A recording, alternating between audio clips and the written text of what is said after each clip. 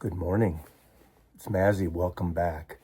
The Rhino High Fidelity releases have been announced. This next series of 2 records were announced this morning. You can go buy them right now. Now, I have not heard these. I do not have these in my possession, but I know these titles fairly well. From my record business days, one of them, and then being a fan, another. One's from the 90s, the mid 90s, and one goes back to 1981. Now, if you haven't heard, and you can order them right now only directly through the Rhino site, we have Stevie Nicks' Belladonna from 1981. Cue the photo here, here.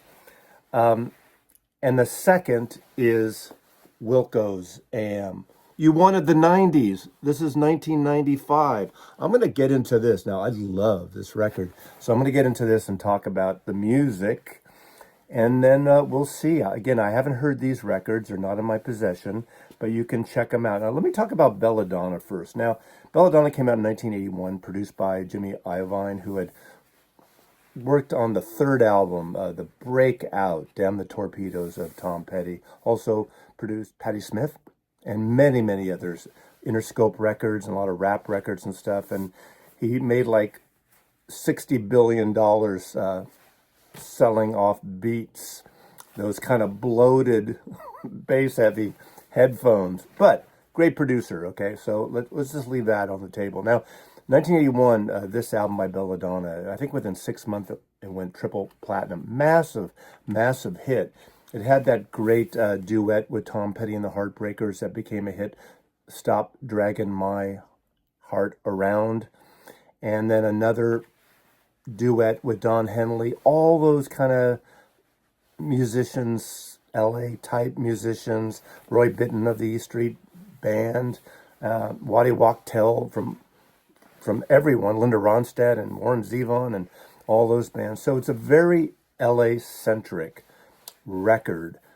She worked on this in and between and around working on Tusk. Now, Tusk happens to be one of my favorite Fleetwood Mac records. I like the disjointed experimental side of it with pop flourishes throughout. I mean, that's essence. It's a pop album, but Lindsey Buckingham really pushed that record. And of course, this was the freedom Stevie Nicks had to do her own thing with some other musicians that she wanted to work with. And it was a massive hit. It really blew up after 1981. And I'll tell you this, I never owned a copy of it. It was a time in 1981 where that record was so big. But at that period, as the late 70s happened, I was kind of getting out of that singer-songwriter LA slickness, even though I did like it. Again, as I said, I liked Tusk in 1979, but I liked that it got a little experimental, a little edgy. And I was more into the punk and post-punk and the new wave scene. Obviously, Tom Petty kind of weaved in and out of that. When I worked at ABC, I worked on the first 2 Tom Petty records, and then initially the one when MCA crossed over with Damn the Torpedoes. So I appreciate that music and I love that music. But I got a little tired of that kind of, that LA scene thing. So even though I didn't own Belladonna, I heard it everywhere. You couldn't get away from it. Almost like Rumors, Hotel California, Frampton Comes Alive. Those records were everywhere. On the radio, you'd hear them wherever you were. You'd hear them in bars and restaurants and everywhere. And it was a massive hit. And not to take away from the music, but my trajectory in music veered from that. In the post-punk thing, I was into the Au Pairs and Joy Division and the Gang of Four, also on Warner Brothers, who just did a show through here in the last few days. Those would be cool records, too. I know Rhino has issued those in various formats as well. So this is a record that I can't speak specifically about, even though I know it. I haven't heard it in a long time, but it really wasn't in my world in 1981. I was into something completely different. But being a massive hit, this is an interesting choice for Rhino. And of course, they have selected big albums before with the Cars and Black Sabbath and other records. And I know everyone seems to be clamoring for Led Zeppelin and these British bands like the Smiths and Joy Division and Echo and the Bunnymen. I am too. But I always say this. There's a lot of people that are just bitching about these UK bands. And I know Black Sabbath obviously is one of them. But why don't the labels in the UK, in Europe, do audio, all analog versions since the tapes are there? Why do you have to blame Kraft or Rhino or any label? Why don't they do those? The tapes are there. Now, obviously, copy tapes have been done, and masters, American masters, have been done for some of these things like Black Sabbath. So that is a question, but why don't they do it? Huh? I asked that there. Anyway, I think Belladonna is an interesting choice. It's not one for me, but I see the validity of it, and I like that they expand out. Of course, I'm one that loves Grievous Angel and Emmylou Harris. I think those are two of the best so far, and those are the ones that are sort of percolating under and haven't sold out yet. But I tell you, don't sleep on those, especially Grievous Angel. It's an important album. It's a classic album. So let's now go to the album that I am excited about. This is Wilco AM. This is their debut album from 1995. But let me talk a little bit of background, because my guess is a lot of these boomer types, some of the boomer types who are buying some of the things have no clue what this record is. Oh, it's just a country rock record. Well, it's more than a country rock record. I would say, in terms of the countryside, half of it is like when the Rolling Stones did country from 1968 to 72. That kind of swampy, sloppy, but in a good rock and roll way. This album rocks. This is the debut album that came out again in 1995 on Reprise Records. But I need to go back a little bit. Let's go back. This album was on Reprise too. This could be one too they could have chosen. This is Anodyne by Uncle Tupelo, and this is the final album of Uncle Tupelo, and this is their major label debut. It was on Sire Records, so it's part of the WIA, the Warner Music Group. And of course, this was the band that really, the term alt country, they were tagged with all this pressure on their back, being the beginning of alt country. Of course, you could go back to what is alt country, what is Americana, what is country rock, what is folk rock, all that stuff. There's a lot of different bands at the time, a lot of different artists at the time doing this type of thing, and critics, writers, fans like to kind of cite one band at that. This is an incredible album. And this is the album, obviously, Jay Farrar's kind of, I'd say, the main focus of this, with Jeff Tweedy as well. But it was really Jay's kind of trajectory. Now, the reason I'm showing this, because this was their last album, and Jay decided really to break up the band. I think Jeff Tweedy would have stayed on. There's a lot of people can tell the story better than me, so I'm not going to get into the whole history of that. But this was the end. Of course, Jay goes off, and Jay starts Sunvolt, another Warner release. Now, this came out at the end of 1995. This is their album Trace. Jeff Tweedy forms Wilco. Now, if you know the whole story, again, I don't want to get into it again. Jay Bennett joins Wilco, but he joins after this album was recorded. That's another story, another day. Watch the interesting documentary Sam Jones did around the time of Yankee Hotel Foxtrot. And this was considered more of a kind of a country album. But as I said earlier on, there's a good rock side to this album. Yes, there's country flourishes. There's mandolin, there's pedal steel, there's fiddle, and some of the acoustic country songs are really beautiful, really well recorded. Now, this is, I believe, a 2016 reissue that Rhino did, Sire Records, I guess, did, and this is excellent. What's interesting about this, now I have questions about this Rhino hi-fi. We all know that they're single discs from all analog tapes cut by Kevin Gray. Beautiful Stoughton-like covers. This was a gatefold. This was a 2-record set.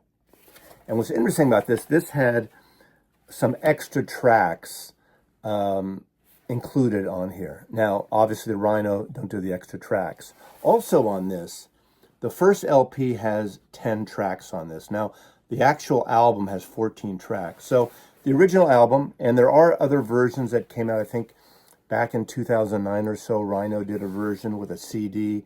I think it was a single record. I don't have that. This is the only version I have. So it's interesting to see. I think it's like a 44, 45-minute record. Some people consider that long, and why are they putting it all on record? But it was on one record. Even this CD era of 1995, it was considered a single disc. So I'm looking forward to hearing this. And I'm going to place my order this morning because I want to hear this. And this is, again, amongst my favorite records. Is it the best Wilco record? No. It's the 30th anniversary, and it's a really, really good record. And, you know, people have been clamoring. There's a certain segment, a lot of people actually, that want records from the 90s and beyond. And this is one of those all-analog records from 1990. And Jeff Tweedy really laying the groundwork here. Now, again, as I talk about this, I need to talk about this. There's a whole yin-yang thing of these two records. Now think of this, 1995, this wonderful band, Uncle Tupelo, splits up, and they go in their own direction. Okay, Jeff Tweedy's side and Jay Farrar's side. Think of the, remember the Oasis Blur thing that was happening? Who do you choose?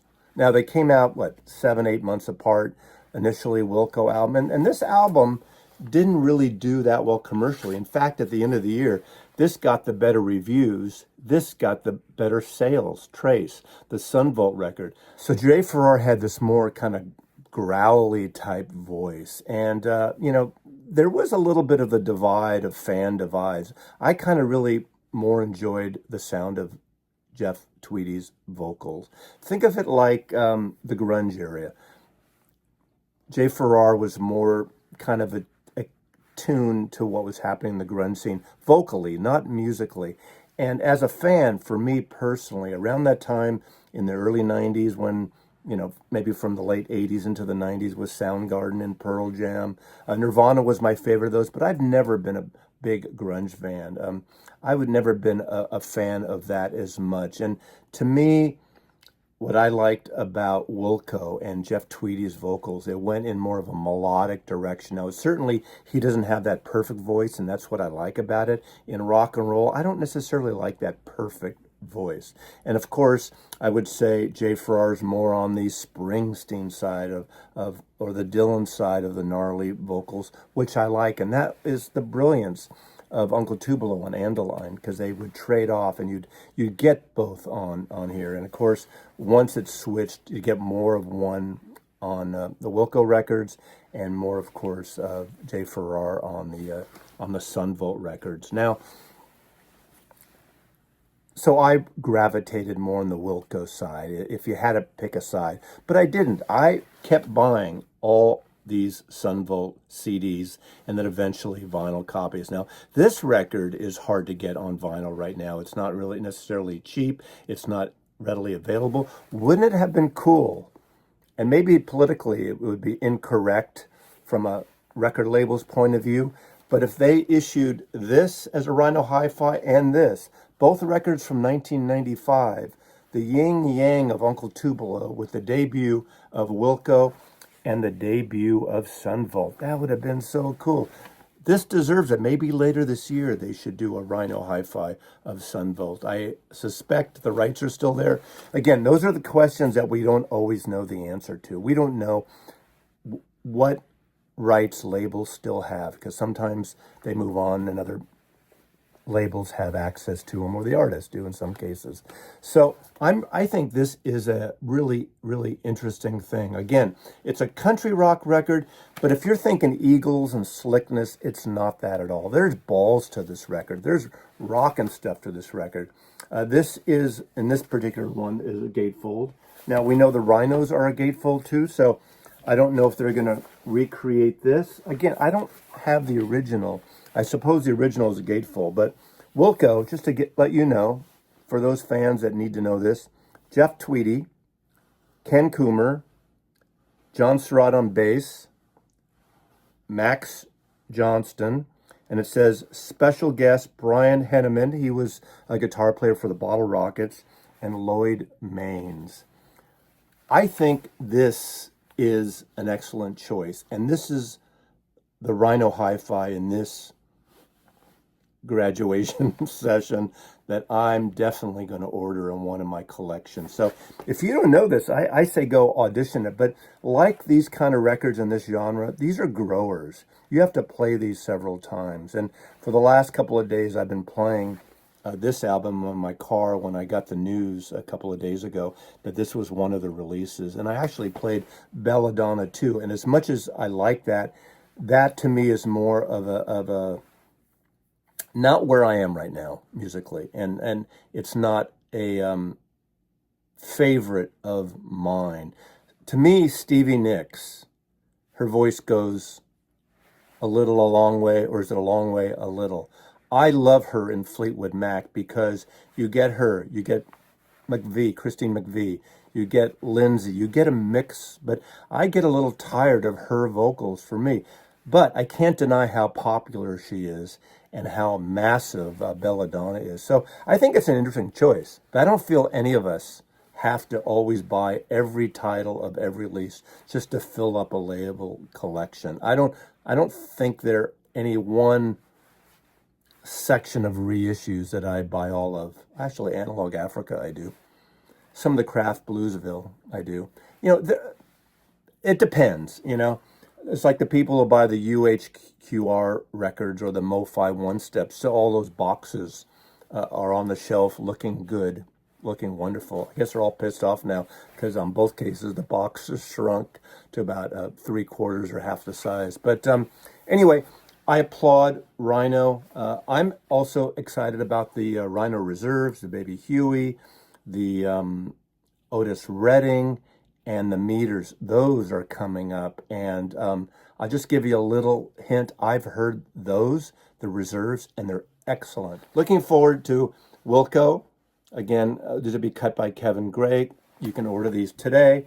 Like everything else, I think these are numbered for 5,000, but we know if and when they sell eventually, it could be 3 months later, could be a week later, could be 2 years later, they come out. But don't sleep on this record, especially if you just want a good sounding record that's sort of a gritty country with some beautiful country flourishes, wonderfully recorded. And the irony is, Brian Paulson, who produced this, the same year produced this, and produced this. Incestuous family, aren't they? Anyway, thanks for watching. We'll see you next time. Have a great weekend. Mazzy loves you.